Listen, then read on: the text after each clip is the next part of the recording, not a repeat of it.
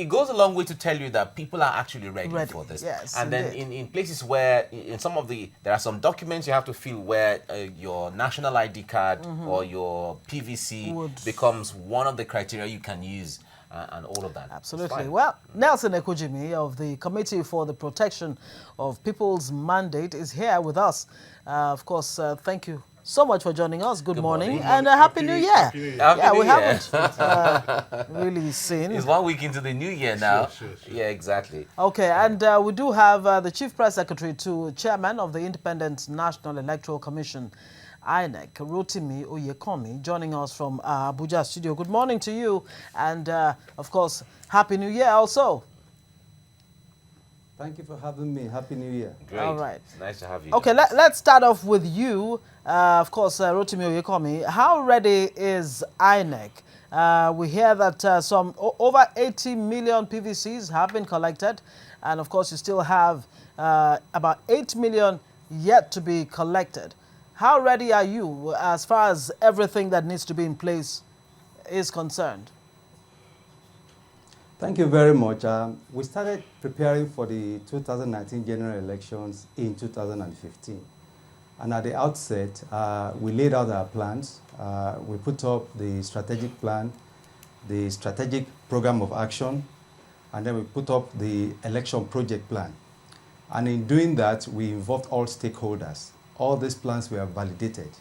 Thereafter, we went ahead with the implementation of these plans. One of the things that we outlined was to register more voters. And between April 27, 2017 and August 31st, we carried out the continuous voter registration exercise in a truly continuous sense. And I'm happy to report that we were able to register about 14.5 million Nigerians. Although by the time we carry out all our back-end activities, there may be a slight drop in that. And I'm also happy to report that all the permanent voter cards of those who registered have been printed.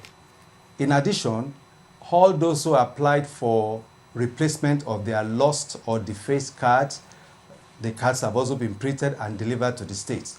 And our appeal is for voters to kindly go to where they register to collect their PVCs. Also, we have expanded our inclusive methods. We've looked at what the people with special needs will require. For instance, I will particularly mention the Anambra governorship election, where we provided magnifying glasses for people living with albinism. We look at people on the wheelchair. We make special provisions for them. For instance, on election day, if you're on the wheelchair, you are taken straight to the front of the road. The elderly are also taken care of in that instance. Our smart card readers, because we receive reports that in some places in the past, some of these smart card readers malfunction. We have improved all our, enhanced them, all our smart card readers. And we have also introduced the process of accreditation and voting at the same time. You know, in previous elections, you will accredit, go back, and then come back to vote. Now it takes place simultaneously. So we are ready to go. All the things that are necessary have been put in place. We are consulting, or we are always consulting with the stakeholders. I'm talking about the political parties, the security agencies. We've had several trainings for our staff and other stakeholders involved in the process, especially security agencies. The synergy is fantastic. We've learned a lot of lessons.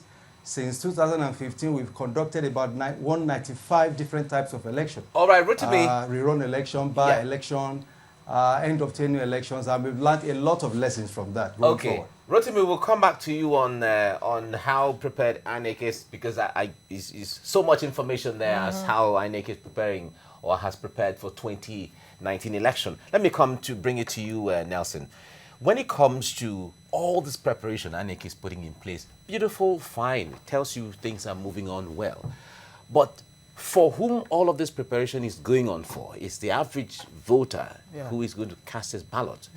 Is he enlightened enough when it comes to what he's supposed to do, how he's supposed to do, and with what?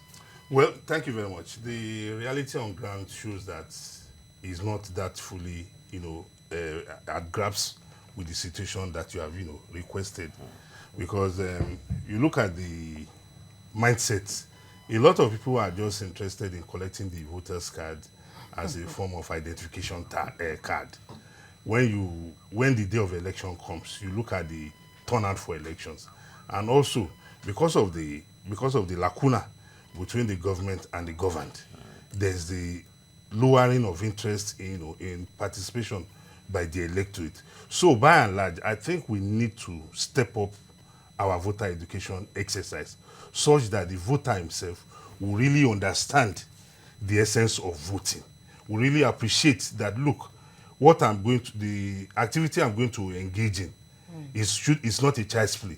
It's about life, because it is about somebody or a party that is going to determine your political, economic, and social destiny for the next 4 years. As an election observer yourself, I mean, you've observed so many elections, both pre, and of course during the election and post election. From your observation so far, as far as the electorate is concerned, and INEC's messages out, to Nigerians, do you think INEC is doing enough in terms of voter education, especially when it comes to, it's one thing to have your PVC, it's another thing on election day to, go out there and vote?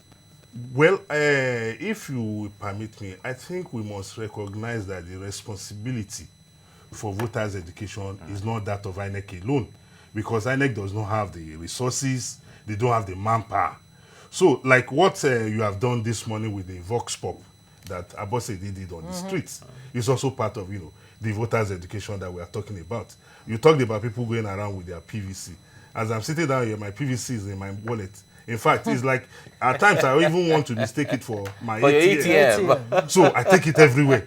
So I think Unfortunately, some have turned it into some kind of ATM anyhow. Yes, some have turned it into an ATM. Oh, really? Yes. How is that? Yeah. By people's, we had these reports, of which we even involved the security agencies at the last gubernatorial election in Ekiti, where people's PVC were being solicited for. Exactly. That bring your PVC and collect XY amount of money. So it has become a sort of ATM, if you permit our use of words.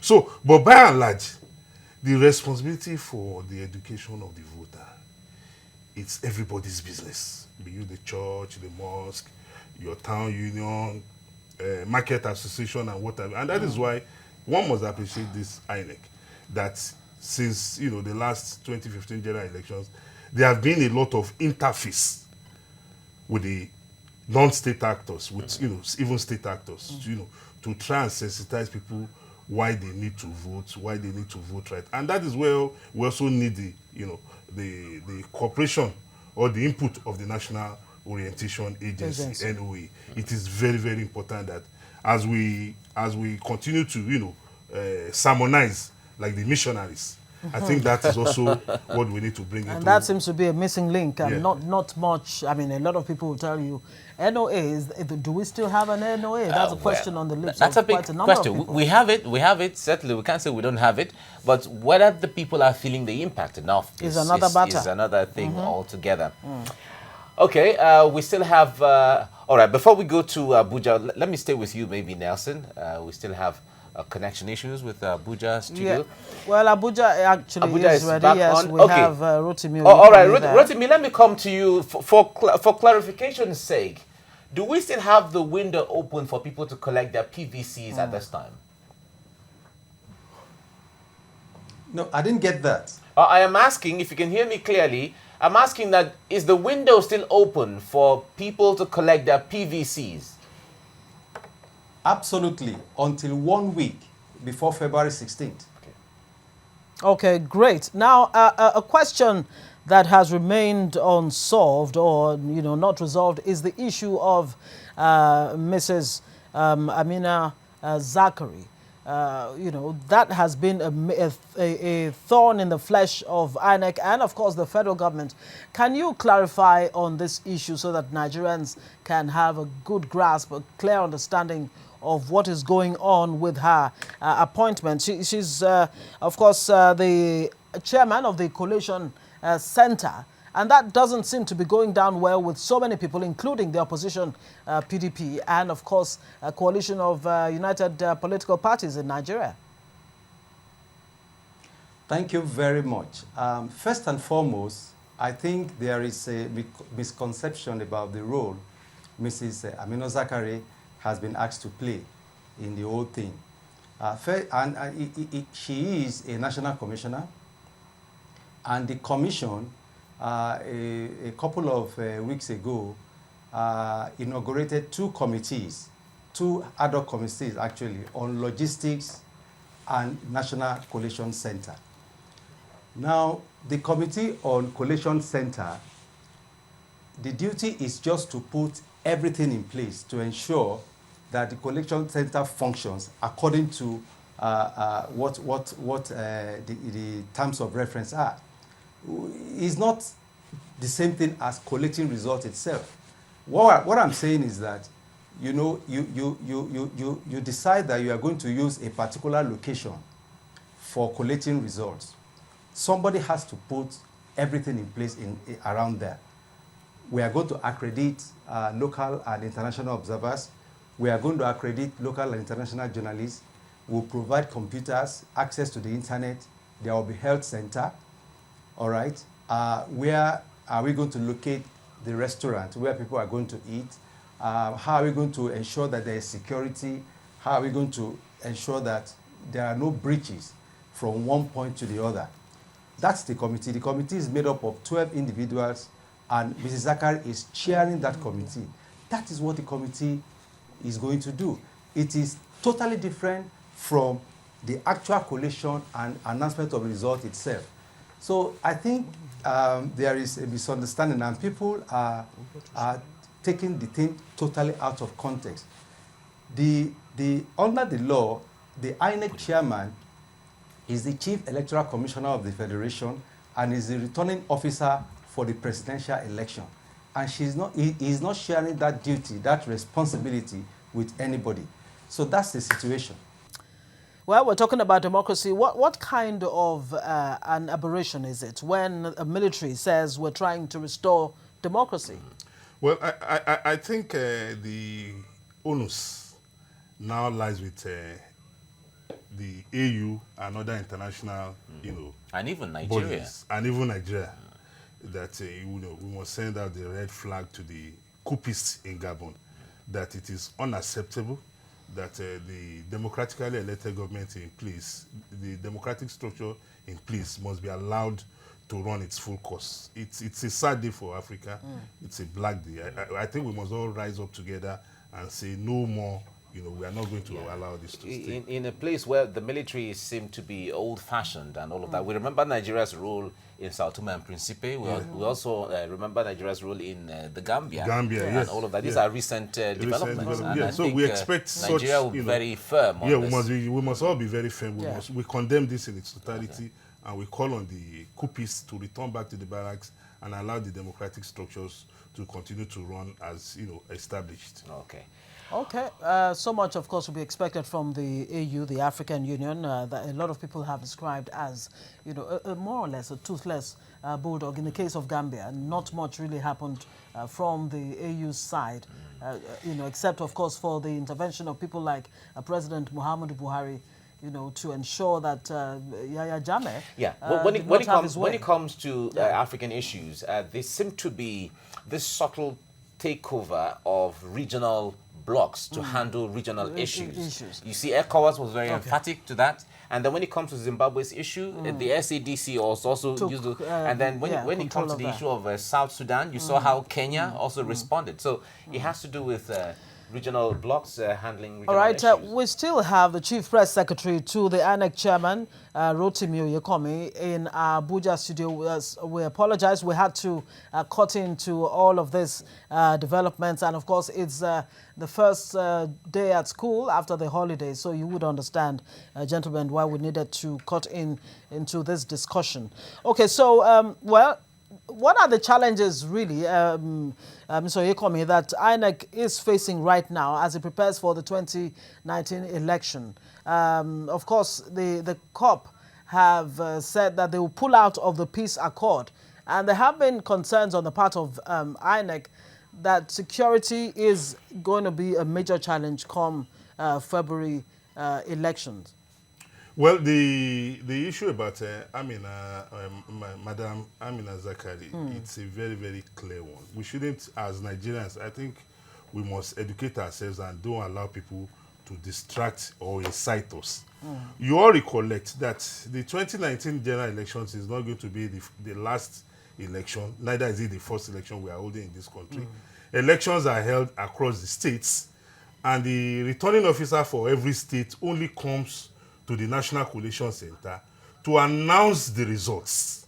It is when that officer from the state, the chief returning officer from the state is announcing the result, that everybody does the tallying of the figures.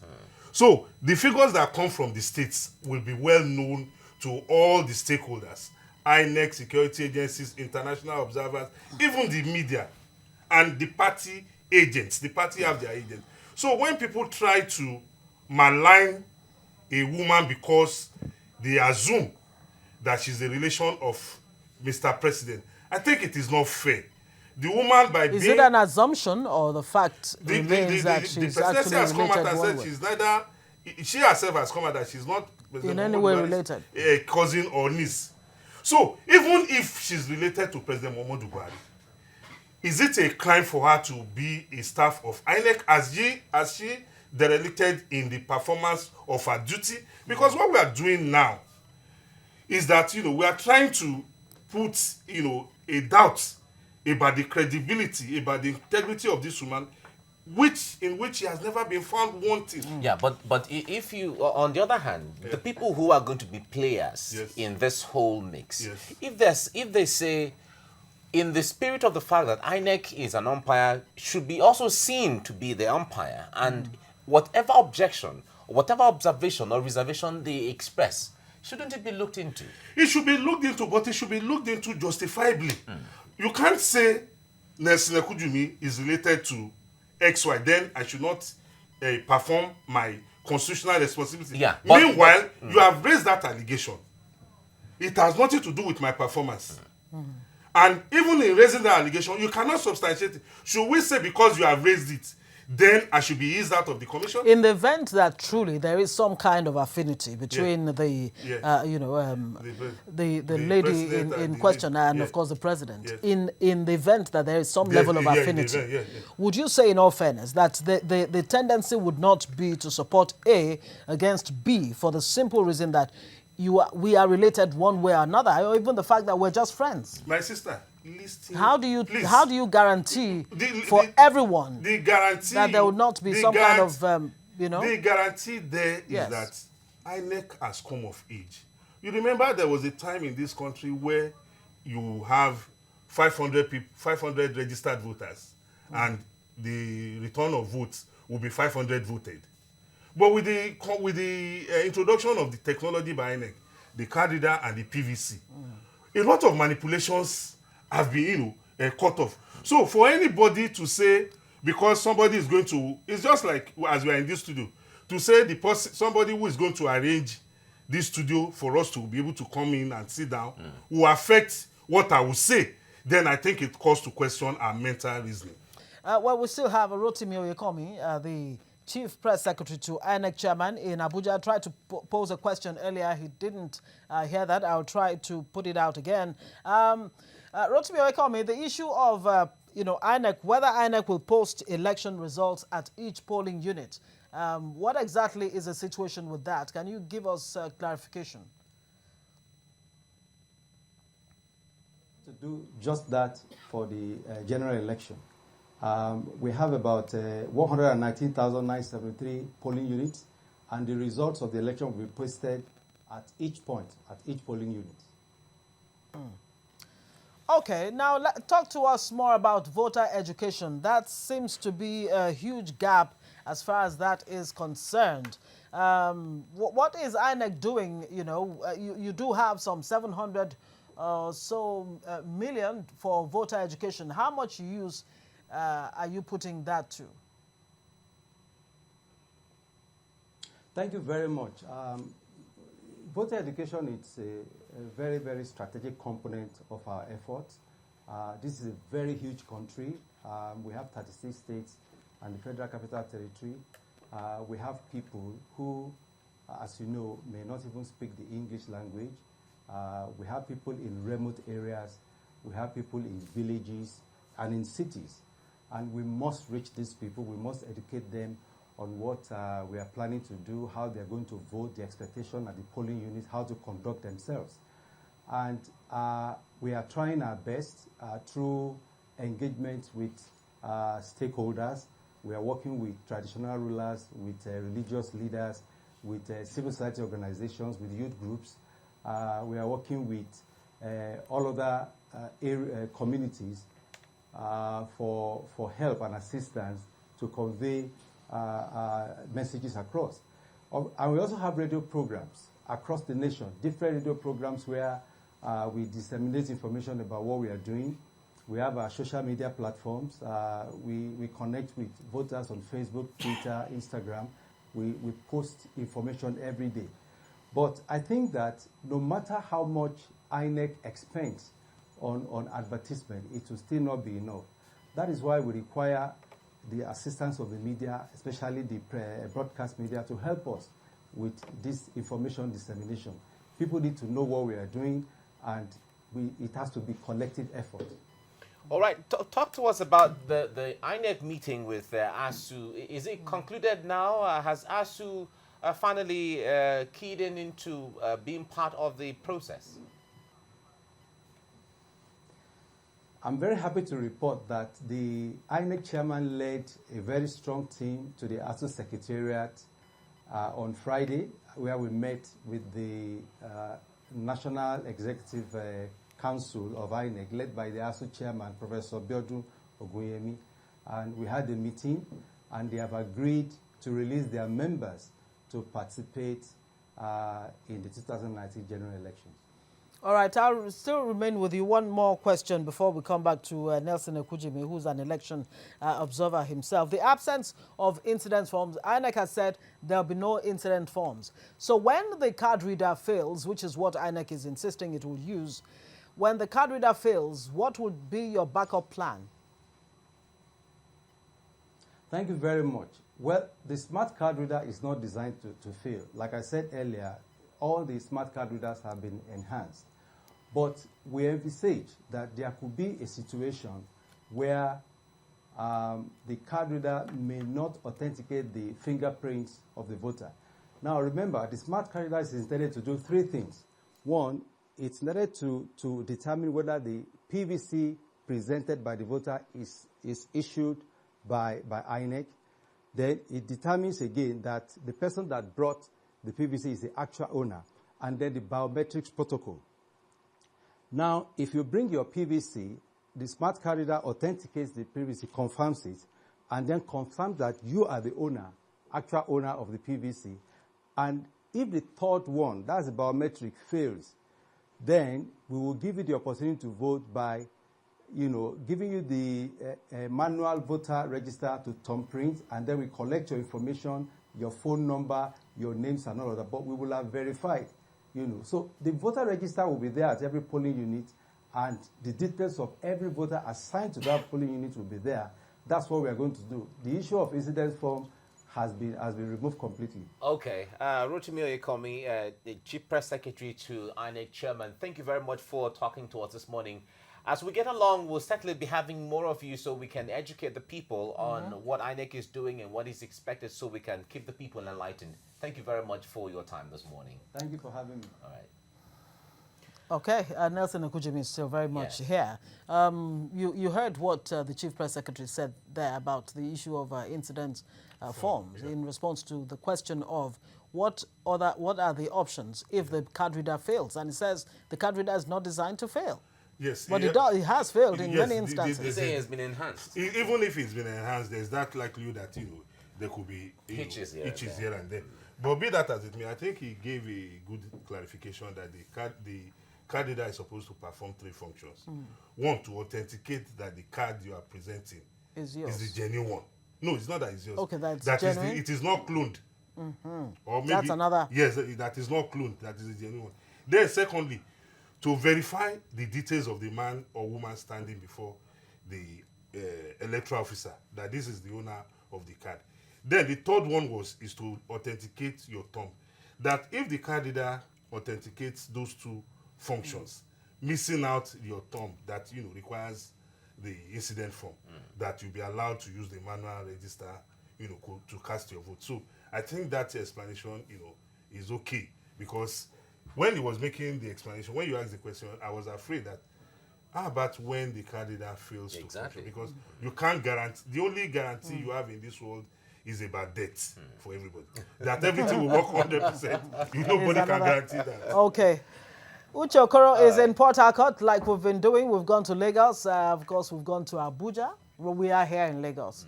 We've tried to find out what the kids' situation is. Are they excited to be back in school? Uche Okoro, good morning.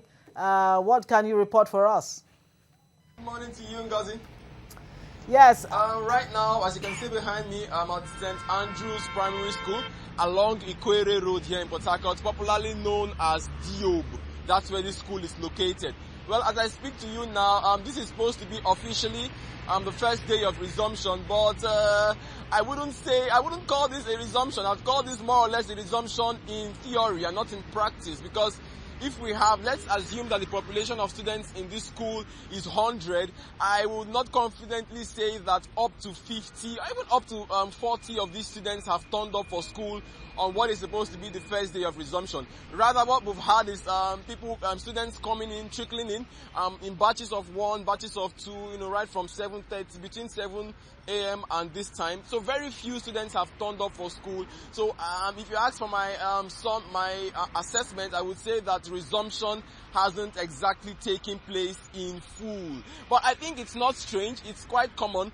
Most times on the very first day, even the first week of resumption, you don't normally, at least in Port Harcourt, you don't normally have people resuming in their numbers, especially in government schools. Now, this is a state government school, and it's been the case over the years. So I think we can only expect full resumption of schools from the second week of resumption. That's for maybe next week. But I'm sure things are likely to improve 3 days after today. But as I speak to you right now, resumption hasn't actually happened in full. We have, after a population of 100, assuming that's the population, I would say we've had less than 30-40%.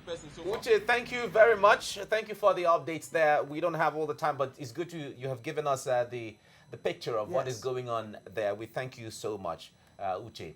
And we have been bringing you the news update. The military officers in Gabon have staged an apparent coup, seizing the state radio station and declaring their dissatisfaction with President Ali Bongo, who's recovering from a stroke in Morocco. He's been in Morocco since November last year. Of course, the radio message was broadcast at about 4:30 a.m. local time, with reports of gunshots around the national television station.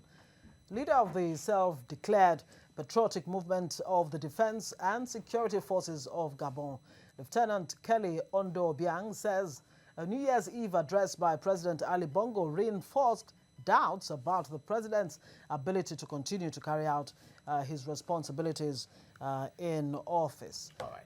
We'll keep it up with our bulletins as we get along. We'll let you know what's going on. We'll have to thank, of course, Nelson Ekujimi for joining us, an election observer, talking to us about INEC's preparations. And, of course, you are not too excited about, as a parent, that yes, I was not excited because they mixed match. Okay. All right. Bye. Take care.